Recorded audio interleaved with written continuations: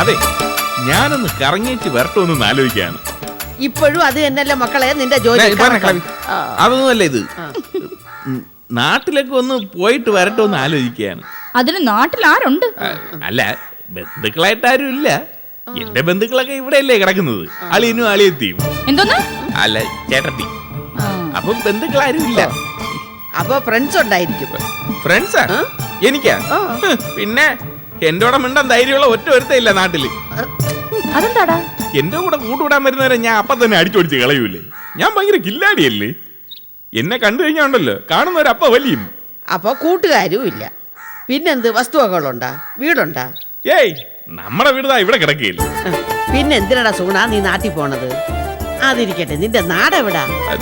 എന്റെ നാടെവിടെയെന്ന് ചോദിച്ചു കഴിഞ്ഞാൽ 2-3 നാട്ടിലേ ഞാൻ താമസിച്ചിട്ടുള്ളൂ. ഓരോ നാട്ടിലും പ്രശ്നമാകുമ്പോ ഞാൻ അടുത്ത നാട്ടിലോട്ട് മാറിക്കളയും.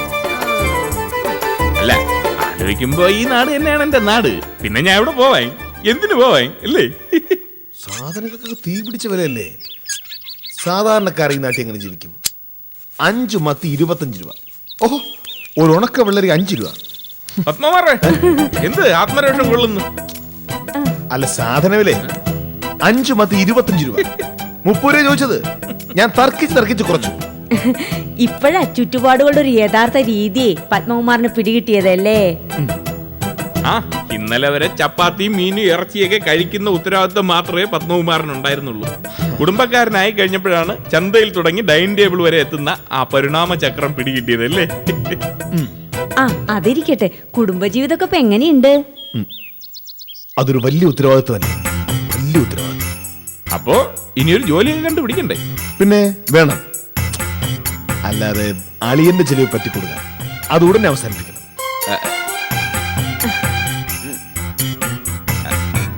അല്ല, പത്മകുമാർ പറഞ്ഞത് ശരി തന്നെ. പക്ഷേ ഭാര്യയുടെ സഹോദരനായ ആളിയൻ, ആ മുറയ്ക്ക് വരുന്ന ആളിയുണ്ടല്ലോ, ആളിയന്റെ വീട്ടിൽ നിൽക്കണമെങ്കിൽ ചമ്മാന്റെ കാര്യമൊന്നുമില്ല, അത് അവകാശമാണ്. പക്ഷേ സഹോദരിയുടെ ഭർത്താവായ ആളിയന്റെ ഔദാര്യത്തിൽ ജീവിക്കാന്ന് പറഞ്ഞ ക്ഷീണം തന്നെയാണ്, മഹാക്ഷീണം. അതെ അതെ, പത്മകുമാർ ഉടനെ ഒരു ജോലി കണ്ടുപിടിക്കണം. ഈ ഭർത്താവ് എന്ന് പറയുന്ന ഒരു ഗംഭീര പദവിയാണല്ലേ. പിന്നെ പിന്നെ പക്ഷെ സാധനങ്ങളുടെ വില, സാധാരണക്കാർ എങ്ങനെ ജീവിക്കും? സുസി വരുന്നു മോളെ, ഞാനെന്നാ ഗേറ്റിലൂടെ എത്തി. സൂസി ഒറ്റക്കരുത്ത് കൂട്ടി ബോറടിച്ചു. എന്നാലും ജീവിത ചെലവ് പോട്ടെ, തിരക്കുണ്ട്. സൂസി, കല്യാണം മനുഷ്യനെ മാറ്റി മറിച്ചു കളയെന്ന് പറയുന്നത് എത്ര ശരിയാണ്. എന്നാലും സഹോദരിയുടെ ഭർത്താവായ ആളിയന്റെ ചെലവിൽ ജീവിക്കുക എന്ന് പറഞ്ഞാൽ അത് മോശം തന്നെ. അനിയോ മോശം, കഷ്ടം അല്ലേ? അതെ അതെ.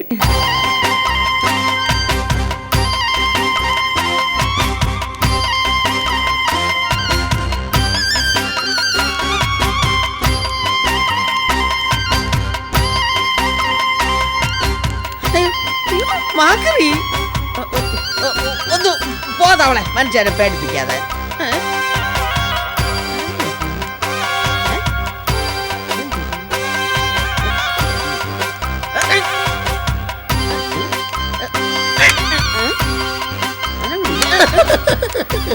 ചേച്ചി, അത് റബ്ബർ തവളയാ ചേച്ചി. അത് ശരി. ഇതാ ബലൂൺകാരന്റെ കയ്യിൽ നിന്ന് വീണാന്നോ. നീ എന്നെ പേടിപ്പിച്ച് കളഞ്ഞല്ലോടാ. ഏതായാലും ഇതെന്റെ കൈ ഇരിക്കട്ടെ. ഇന്നത്തെ ദിവസം ഏതായാലും കൊള്ളാം. ഇതൊരാക്രി സാധനമാണ്. ഏത് പാഴ്വസ്തുവിനെയും നമ്മൾ വിചാരിക്കുന്ന രീതി കൊണ്ടുവരാൻ പറ്റും, അല്ലേടേ? മനസ്സിലായില്ല. നീ അറിവിൽ ശിശുവാണടേ, നിനക്കൊന്നും മനസ്സിലാവില്ല. പോട്ടാ അവിടെ മാക്കരേ.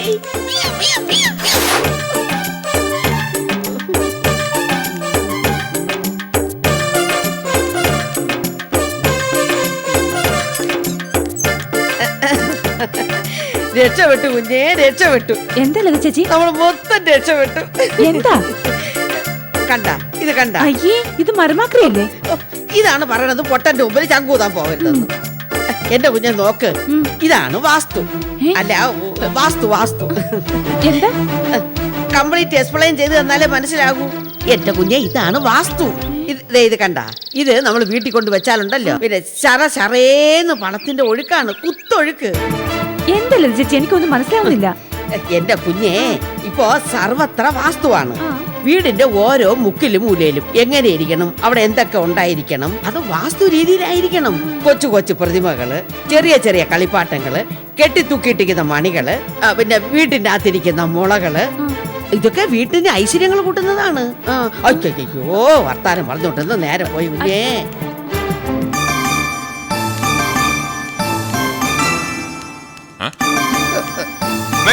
എഴുതിയോ? മാക്കാനൊക്കെ എടുത്ത് വീട്ടിനകത്തോണ്ട് വെക്കണം.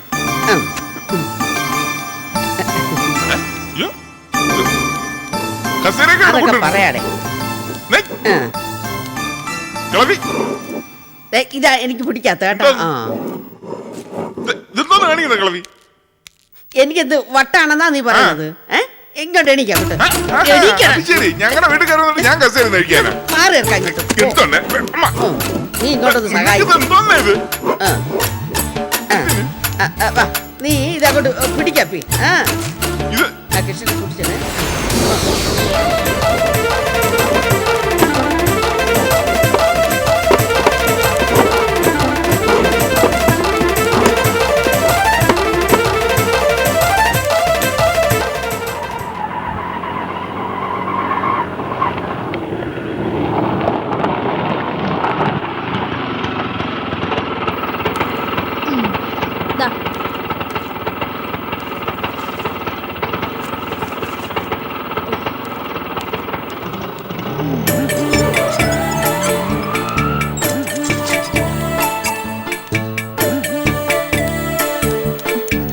ചേച്ചി ആരാ ചേച്ചി അത്? ഏത്? മറ്റേ വാസു. വാസുവോ? ആ, വാസു കൊടുത്ത എന്തോ വസ്തു ലജിച്ചു കൊണ്ടുവന്നു. അകത്തോട്ട് കൊണ്ടുപോയി. ആ, ഞാൻ പോയി നോക്കിട്ട് വരാം.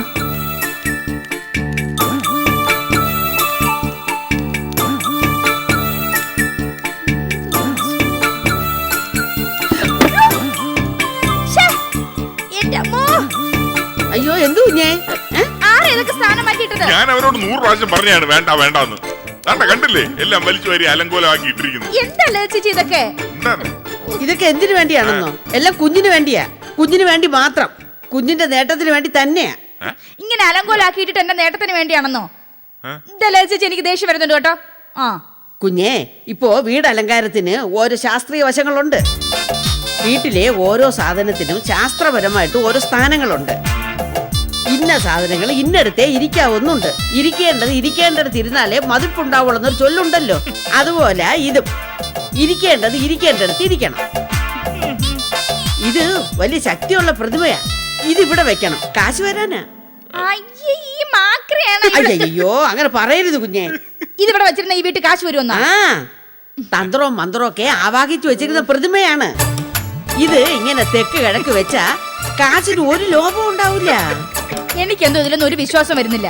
ചുമ്മാ നമ്പര്, ഇതൊക്കെ തട്ടിപ്പ് നമ്പര്. ഞാൻ പറഞ്ഞു സൂണ, കളിയാക്കല്ലേ, വാസ്തുവിനെ കളിയാക്കല്ലേ. ഉസ്ബെക്കിസ്ഥാനിൽ ഇതുപോലെ ഒരു വാസ്തുശാസ്ത്രത്തിനെ കളിയാക്കി ഒറ്റ പ്രാവശ്യം. പിന്നെ അങ്ങോട്ട് കളിയാക്കിയിട്ടില്ല. പിന്നീട് അങ്ങോട്ട് കളിയാക്കാതെ സ്തംഭിച്ചു പോയി. നാവ് സ്തംഭിച്ചു പോയി. വേഗം തളർന്നു. അതുപോലെ മധ്യപ്രദേശില് വാസ്തുശാസ്ത്രത്തെ കളിയാക്കി ഒരു പാമ്പ് കൊത്തി. അല്ല, അതിന് ഞാൻ തവള മഹാരാജാവിനെ എതിർത്തൊന്നും പറഞ്ഞില്ലല്ലോ. അല്ലല്ലേ ചേച്ചി, വാസ്തുശാസ്ത്രം വളരെ ശാസ്ത്രീയമായിട്ട് പഠിച്ചു ചെയ്യേണ്ട കാര്യമല്ലേ? തച്ചുശാസ്ത്രം, ഗ്രഹശാസ്ത്രം ഒക്കെ പഠിച്ച വലിയ ആൾക്കാര് ദിക്കും ദിശയൊക്കെ നോക്കി. ഇപ്പോ കംപ്ലീറ്റ് കാര്യങ്ങളും ജനകീയായിക്കൊണ്ടിരിക്കുന്ന കാലമാണ്. നമുക്ക് ഇതൊരു നല്ല സ്ഥാനം നോക്കി വെക്കാം. കുറച്ചു ദിവസം നോക്കുമ്പോ അറിയാലോ കാശ് വരുന്നോ ഇല്ലേന്ന്. പക്ഷേ എനിക്കിത് ഹിമാചൽ പ്രദേശിൽ ഒരാളിന് സംശയം പ്രകടിപ്പിച്ചതിന് തലയിൽ ചക്ക വന്ന് വീട് ചത്തുപോയി. ഹിമാചൽ പ്രദേശിൽ ചക്കയുണ്ടോ? അവിടെ ആപ്പിളല്ലോ. അവിടെ ചക്ക പോലത്തെ ആപ്പിളാണ്. നിനക്ക് അതിന് സംശയം? കുഞ്ഞിത് പിടിക്കണം, പിടിക്കണം. നമുക്ക് ഇതൊരു നല്ല സ്ഥാനത്തുണ്ട് വെക്കാം. വരണം വരണം കുഞ്ഞ്, വരണം. നമുക്ക് ഈ വീട്ടിൽ കാശ് കൊണ്ട് നിറയ്ക്കാം.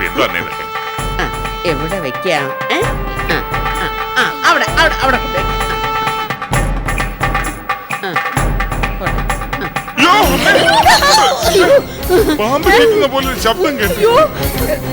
മന്ത്രങ്ങൾ എതിർക്കുന്നവരെ ഇനി ഇതുപോലെ ഒരുപാട് ശബ്ദം കേൾക്കും. എനിക്ക് വിശ്വാസാ, എനിക്ക് ഇതിലൊക്കെ നല്ല വിശ്വാസാ. അതെ, എനിക്ക് പണ്ടേ വിശ്വാസമാണ്. ഈ മാക്കാൻ മഹാരാജാവിന്റെ പേരെന്താണ്? ചൈനയില് ഹൈഫു പ്രതിമ എന്ന് പറയും. ഞാൻ വീക്കിലി ഇത് വായിച്ചതാ. ഈ ഹൈഫു എന്ന് പറഞ്ഞാൽ ഞാൻ ചാവും. ഹൈഫു ഞാനും ഭയങ്കര കൂട്ടാണ്. സത്യം പറഞ്ഞു കഴിഞ്ഞാൽ ഒരു വീടായ ഒരു ഹൈഫു എങ്കിലും വേണമെന്നാണ്, അല്ലെങ്കിൽ വീട് ഉറങ്ങി. ഇത് നമുക്ക് എവിടെ വെക്കാം? ഇവിടെ തന്നെ വെച്ചാലോ? ഹൈഫു അവിടെ ഇരിക്കട്ടെ. വേണ്ട, അടുക്കളയില് ചൂടും പുകയും വരുന്ന സ്ഥലവാ. ഹൈഫു പുകയും അത് നമുക്ക് ദോഷം വരുത്തും. അതന്നെ ഹൈഫുവിനെ അന്തസ്സുള്ള സ്ഥലത്ത് തന്നെ വെക്കണം. അടുക്കളയിൽ വെച്ച് കഴിഞ്ഞാൽ ഇത് പുകയടിച്ച് കറുത്തു പോകും. നമുക്ക് അത് അവിടെ വെക്കാം. ഹാളില്. ഇവിടെ വെക്കാം കുഞ്ഞെ. അയ്യോ, അത് ഭക്ഷണം കഴിക്കുമ്പോ ഒരു ബുദ്ധിമുട്ടാവൂലേ? നമുക്ക് ഇത് ഇവിടെ വെക്കാം. എന്നിട്ട് ഇത് അങ്ങോട്ട് വലിച്ചു വാതണ്ടേ. അയ്യോ, അപ്പൊ കുഞ്ഞിഷ്ണം വിളക്ക് കൊളുത്തുമ്പോ അത് പിന്നെ ഇത് എവിടെ വെക്കാം? നമുക്ക് ഇവിടെ വെക്കാം. വെക്കൂ ഞാൻ. കാശ് ഏത് വഴി പോയാലും ഹൈഫു ഇവിടെ ഇരുന്ന് ആകർഷിക്കും. സത്യം പറഞ്ഞ ഇതിന്റെ അപ്പുറവും ഇപ്പുറവും തുമ്പിക്കൈ പൊക്കി നിൽക്കുന്ന ആനയും കൂടി ഉണ്ടെങ്കിൽ നന്നായിരിക്കും. അല്ലല്ലോ ചേച്ചി, ശാസ്ത്രീയമായിട്ട് പഠിക്കാതെ നമ്മൾ ഇങ്ങനെയൊക്കെ ചെയ്താ അതൊരു പണ്ട് കൊറിയയിൽ ഒരാള് സംശയിച്ചാണ് എനിക്ക് ഒട്ടും സംശയമില്ല കേട്ടോ. ഇത് തന്നെ കറക്റ്റ് പൊസിഷൻ. പിന്നെ ഈ തവള മഹാരാജന്റെ പേരെന്നൂടെ പറഞ്ഞേ. നല്ല പേര്. അതെ ചേച്ചി, ഇത് ഇവിടെ നിന്നോട്ടെ, കുഴപ്പമില്ല. പക്ഷെ ഈ മാറ്റിമറിച്ചിട്ടിരിക്കുന്ന ഫർണിച്ചറൊക്കെ പഴയ പോലെ ഇട്ട് കഴിഞ്ഞാൽ നരട്ട് വഴക്കുറയും. അതുകൊണ്ടാ ഇതിവിടെ തന്നെ ഇരിക്കട്ടെ. അത് മാറ്റിക്കോട്ടെ. അത് മാറ്റി.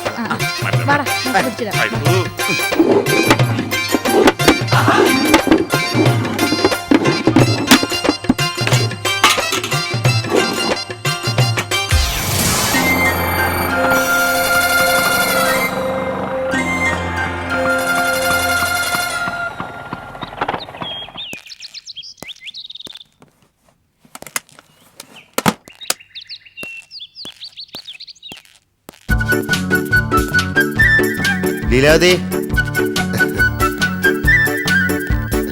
എന്താ വരട്ടാ? ഓഫീസിലെ ചിട്ടി 5000 രൂപ കിട്ടി. ഇത്തവണ എനിക്ക് നറുക്ക് വീണത്. ഇനി 2 തവണയും കൂടെ ബാക്കിയുള്ളൂ.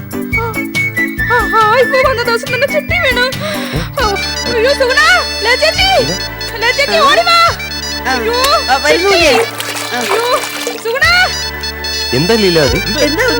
എന്താ എന്തോ ബോധം പോയതുപോലെ. കാര്യം പറ നീ. എന്ത് പറ്റിയാ? എനിക്കെങ്ങനെയാണ് കുഞ്ഞെ?